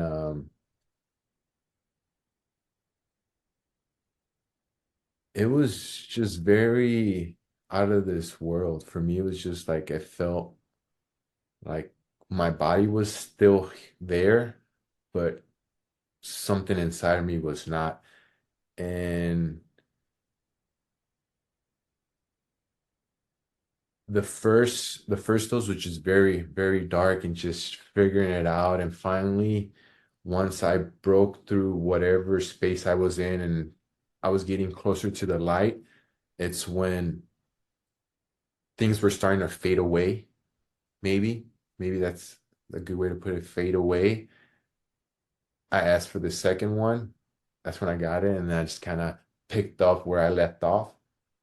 And very rapidly, I broke through it, got to the other side, and it just was bright. And then it felt like I was in outer space again. And that's when like the other version of myself came forward and just super bright, super happy, just like, it looked like night and day. And it was like a conversation, and it was like, hey, like you need to stay on this path. Everything is free will. You have the right and wrong way of doing things, and ultimately it's up to you. Um, it's not gonna be easy because you've been quitting a lot lately. So if we make it easy for you to quit, you're not gonna get anything out of it. So it's just try to stay on your path for as long as you can, and came out of that experience a different person. would you call that a spiritual experience? Oh, 100%. 100%. I felt I'm more in tune spiritually. And especially after going a second time, like the progress I've made in the last 11 months, it's been crazy. Like I remember my first 3 months, I did more progress in those first 3 months than I did my first 3 years of post-injury. Like Hmm. I left that place. I haven't worn the robotic brace since. I'm getting a new brace manufacturer because I keep breaking them because my mobility keeps increasing. So like how the hell did that happen? Like did you just not feel like you needed it? Like you just like was it pain that was blocking you, or was there mobility that came back? Like what happened? Yeah, you came down the stairs and then to that. It was I think it might have been the night of after the 5 when I was able to get some sleep, maybe, where where it felt like I was in between like a dream and awake. And I don't know why. Just like, hey, try to move your toes. I couldn't, but it was a new sensation that I hadn't felt before. It felt like something was there that I hadn't felt in a long time. Mhm. And that's kind of what I guess made me pay attention to my leg more. And just Mm-hmm. every day, just that sensation just kept increasing like more and more and more. And yeah, the foot pedal thing started increasing. And Like you were able to move your ankle, move your foot up and down. So that's what made it easier to walk. yeah, that's a better way to put it. Thank you. So I don't know, it just felt like something was turning on, and it felt I don't know, just something inside me was telling me, hey, just move it, just do it, just do it. Mm-hmm. And that's kind of what led me through, getting off the robotic brace and slowly working towards walking with a cane, and just how life lined up, and spiritually, physically, I got a call to go back, and I went back exactly 6 months later. Now, before you came back, though, at one point you were sending me videos where you were carrying weights like over your head and like going doing laps on the driveway. Yeah, it's crazy. Yeah, so the brace that I got made, it was more of a AFO, just to help prevent drop foot. Yeah. And it went from, in 3 months, depending on equipment to help me, to assist me to move around, till I was able to pick up a 45 barbell overhead press, and then walk 10 feet and walk 10 feet back. And Mhm. then I would slowly try to jog it out. And Mhm. just, that's how I started. Just You just kind of found the edge that you could move at, and then you would go there. fire. It feels like a fire just sparked inside of me and said, hey, like, we're back, dude. You better get up your butt, get off your butt, and start moving. Like, this is on you. Like, nothing's gonna fix you but Mm-hmm. yourself, How did your to keep going. how did your family life change once you got back? Amazing. I now I know what family life is. Like, before, it was just roommates.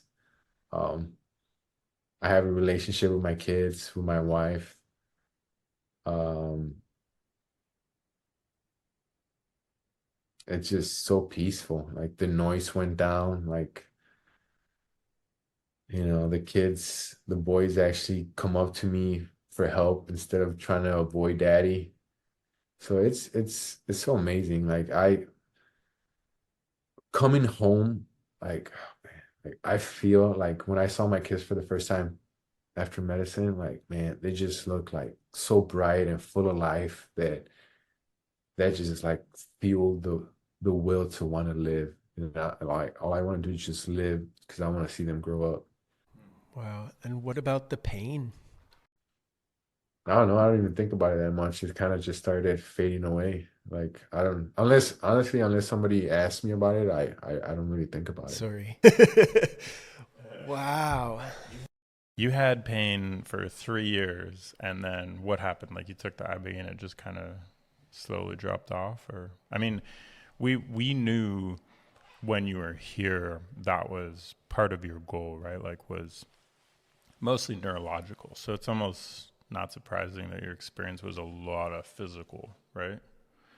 But we also know that, like, when you take Ibogaine, then it has this effect on all the neurotrophic factors and everything that help with neurological repair and regeneration. But the noribogaine that follows also does, at least, like, some of the papers are showing maybe even more so than the Ibogaine. So there's something about the after effects of the Ibogaine as well. So, like in the Stanford study that we did, they did MRIs before and after, and then a month later. And the scans from a month later showed even more improvements than the scans right afterwards. So there's something about the after effects of the Ibogaine that would have also been contributing.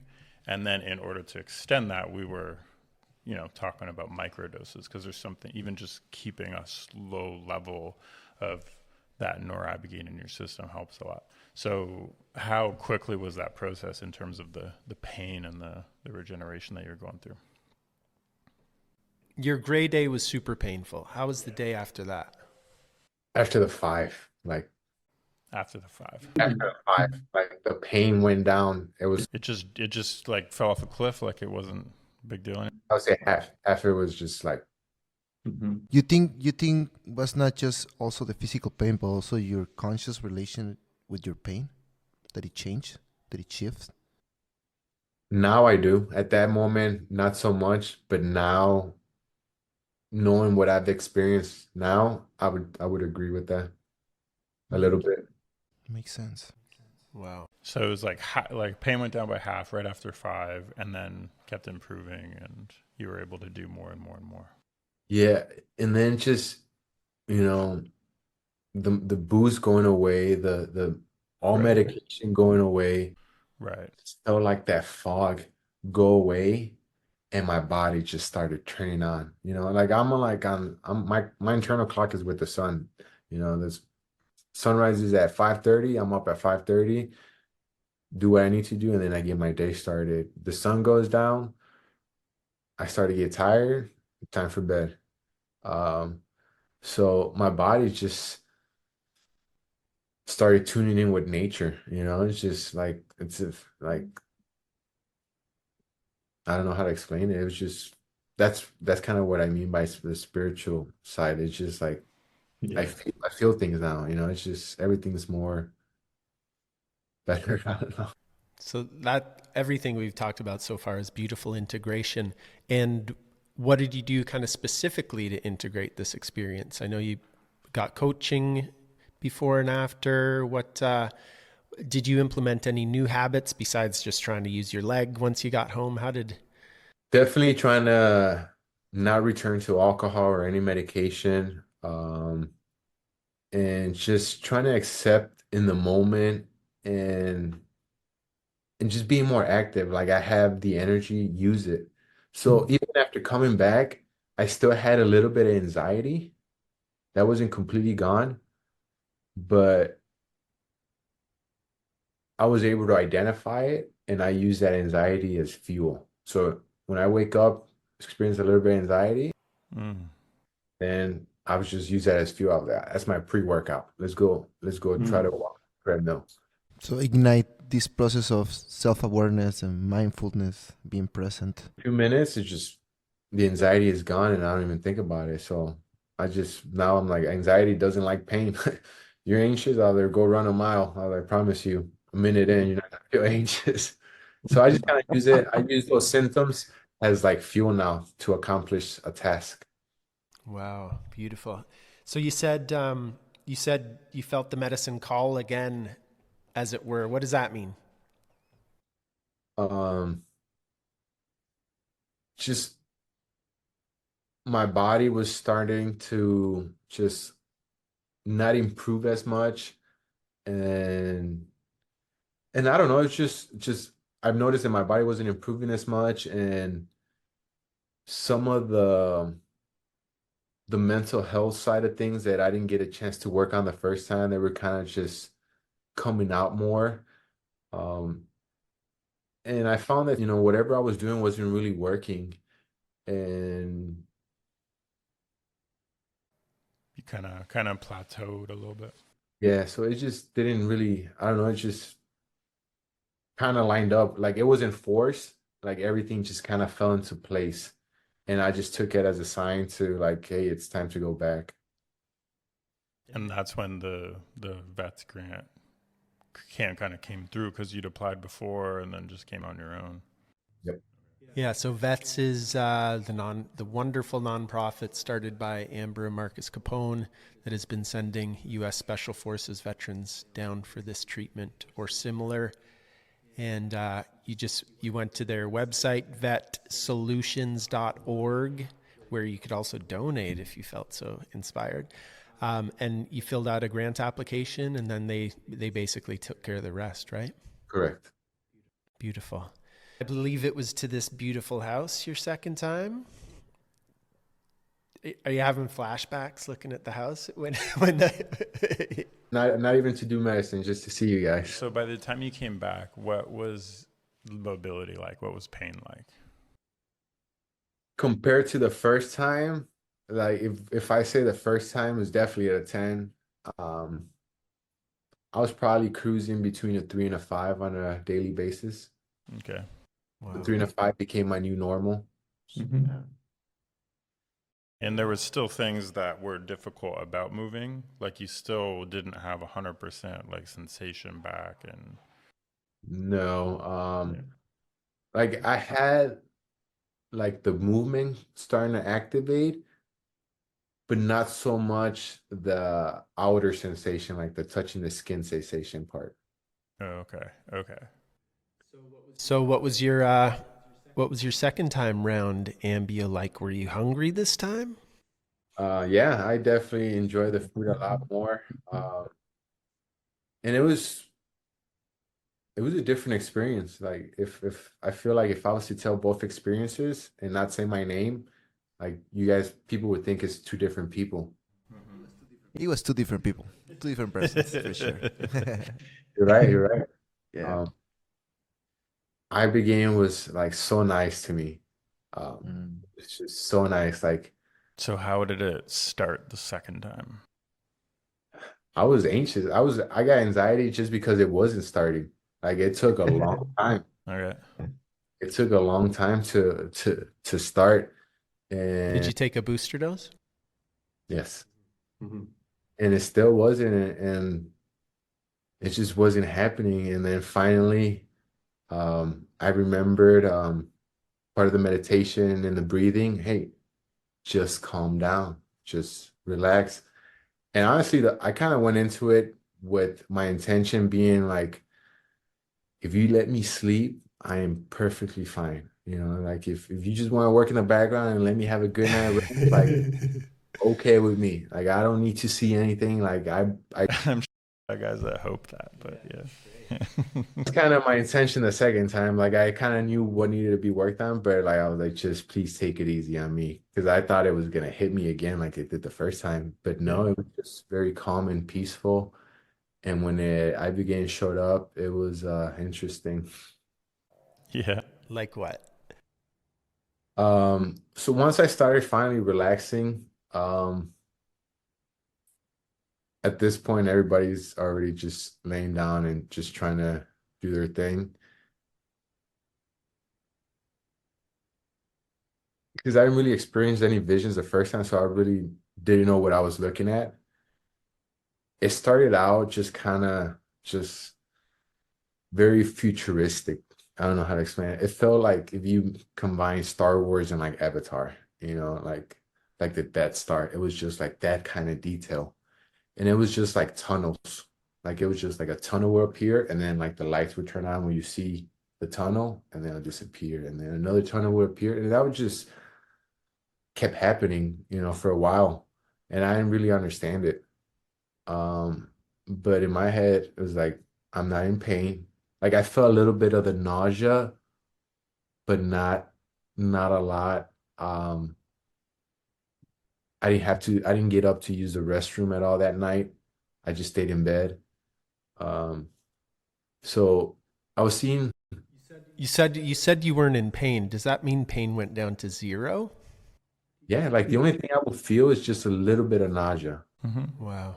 And that's it, like no pain, just calmness. And at that time, when I was going through it, I felt like, oh, I'm just gonna get some cool um art showing up. Cool. I was like, I dig it, you know? And then all of a sudden, like these armies, just like futuristic, you know, like if you see like Star Wars, you know, like these armies like moving in like a parade speed, just very slow, and then just disappear. And then another army, and then disappear. And that just kept happening. And then I saw a vision of a tiger and a dragon, and then that disappeared. And then that turned into the armies were actually parading inside the tunnels. And then they disappear. And that's kind of what I saw the whole night. And I finally took the mask off. The sun was starting to come out. And I started trying to journal, trying to write in my journal. Because it felt like when I asked the question, it was like, what is this? Am I just gonna hang out and just watch TV? Like, because I'm fine with it. And then it's just like that feeling was like the armies is Ibogaine and the tunnels is like my nervous system, and that's how I began. It's not a fast process, and it just kind of felt like it was telling me like we're working in you. It's just very slow, but this is how we're moving throughout your body. And I just got that feeling, and I just got the urge to write it down. So I was trying to journal it, and soon after that, I think we got our IVs, and I got up and went downstairs, and it was more like a green day for me. I just felt like I was so energized. Like I was just like, let's go. Like I think I went outside and did some push-ups. Like it was just a complete different experience from the first time. Wow. What happened to your leg afterwards? I was walking around the house like barefoot most of the time, so I was moving around pretty good. So it feels like it was more like that sensation was just stronger, and it just keeps getting stronger to even to this day. So that, like that you were saying, the outer sensation, the one that you still weren't feeling very much on the outside, And then Yeah, it started to get stronger. it feels more, if it went to feeling more like when like your foot's asleep, you feel kind of that tingling, and that was just kept getting stronger and stronger. And then like I was like able to touch certain spots of my foot, and like I could feel it. I could feel my finger running, going up against it. I don't know how to describe it. I just know that something was turning on, and I'm feeling more than I did the day before. Wow. And the pain, what was going on? You came in at like 3 or 5, and then what? Honestly, I can't even think if I had pain, to be honest. I, Since then. I was so happy, and just um Jose was part of my 5 experience. Mhm. Dude, I cried so much on you. It was like I cry with you, man. it was good. The IB game was very, very peaceful and kind to me the second time. Hmm. And how's it been since being home this time? And any other changes in the foot and leg? Anything that you're capable of that you weren't before? Like the before it was the ankle, and now like the toes are starting to just And you couldn't move your toes at all before? No way. You couldn't feel them. So, because by the time you left here, you were saying that again, it was like you could get the sensation, but not the movement yet. So that's come. Well, yeah, once I got home, I was just working at it every night with my wife, and just like I feel the sensation of moving it more and more. And the more I feel it, the more movement increases. Wow. Are you doing like visualization exercises with it? Anything like that? Like picturing it moving? Picturing yourself sprinting? So yeah, because my wife, she'll kind of like move it, or when I'm trying to move it, and I'm just like trying to visualize it. Yeah, so yeah. Yeah, cool. it's amazing, man. Dude. And I haven't, because of the struggles, I haven't been able to get into the doctor to try to get another, so they could run another test, see how much my sciatic nerve has improved. So it's still that trouble. So I haven't even had the opportunity to go with a specialist and have them tell me how much I've improved, or if I'm improved. I know I've improved, but right now the struggle is getting in with the doctor and seeing the results. Wow. Well, congratulations, my friend. Holy smokes, what a story. No, and part of it, was just helping connect others with medicine, because you guys have helped so many of my buddies. Like Yeah, can you share a bit about them? You were the first one. You were the guinea pig. so um honestly, it doesn't even something that people have always kind of asked, like, hey, how do you convince somebody to go try this medicine? Like, you don't. Like, once you do it, you just have to let them see you. Like, because even like I could talk about it, but it's not till they see me in person that they do it. So I remember the first time I talked to them, they were just like in disbelief, like, and they trusted me, decided to go on this journey for themselves. And even them, they're connecting people with medicine as well. And I feel every time, that somebody gets healed, somebody comes back, I feel I went through medicine all over again. Because like just hearing their story, like I feel like I relive it and I'm going through healing again. So it's, after the fact, the integration and just being involved, and helping others, with similar problems, it's been very, very therapeutic. And I think it's just added to the whole healing process. Wow. Cool, brother. Wow. Well, I didn't speak to these guys before this, but I think they will be on the same page as me. I think you should come back next time on us and just say the word and come back down, brother. No, you guys are amazing. And what you guys do has already said multiple times, and just we can't find a way to really thank you guys. And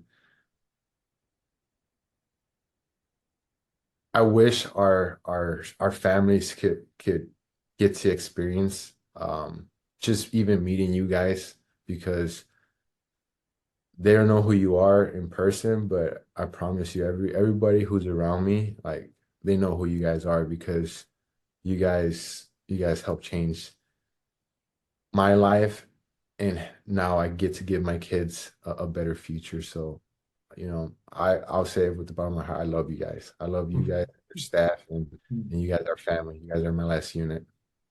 We love you too, guy. We love you too, man. And you're paying us big time with what you're saying right now.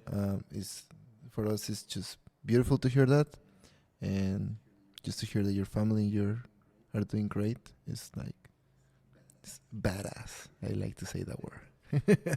Just wanting to live again is brings a lot back to not just to everybody around you. Just I didn't realize how much just wanting to live just changes everybody's life around you. Wow. Well, that's about the best couple hours I think I've ever spent in my life. So Tell them about the t-shirt. Do you remember the day after the second time? So out of the second journey, the dragon and the tiger. So I'm a dragon. I got a dragon tattoo. I'm a dragon through the Chinese New Year, and then Jonathan showed up with the big tiger shirt on. Dude, you just said that. I didn't know you were a dragon on the Chinese New Year. I'm a tiger on the Chinese New Year. no way. And then Heather, which was the on-site helper there, she's also a tiger. Shout out to Heather. That's She's a dragon, and my wife is a tiger. Okay. So I got two dragons and two tigers. Well, I'm going to show this picture. I'm a horse.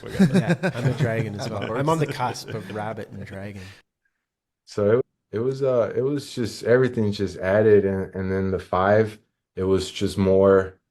It wasn't dark. It was beautiful. It was like a lot of guilt and just depression. And I remember when I took out my mask, Jose was there, and he just gave me a big hug, and I just felt like love. And I think I cried, and I thank you so much. I don't know how much I poured on you, dude. I probably need to buy you a shirt, but you helped me out that day tremendously, and helped me get over that hump.